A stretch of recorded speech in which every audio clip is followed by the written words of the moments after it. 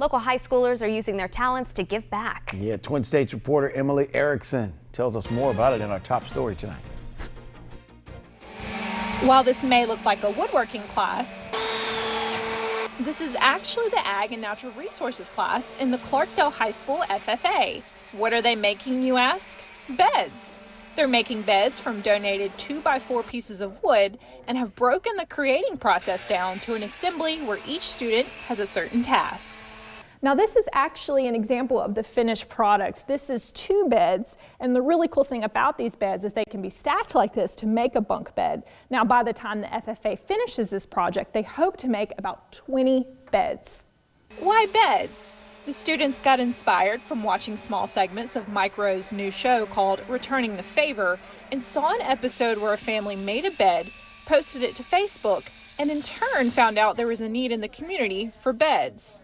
When I showed that to my students, it really, I guess, inspired them that no kid should have to sleep on the floor. So that's kind of where it all stemmed from.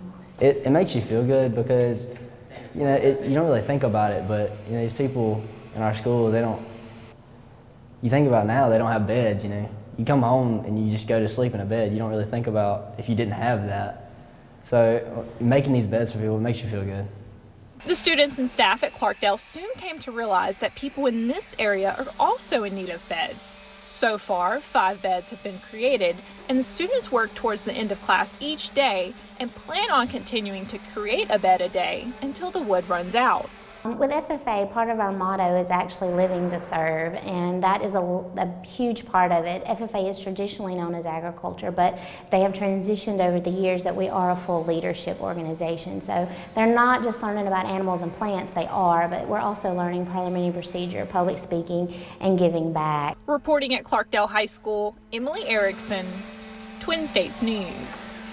The administrators and counselors at Clardale are currently coming up with a list of those who are in need in our area. If anyone you know is in need, you're asked to contact Clardale High School.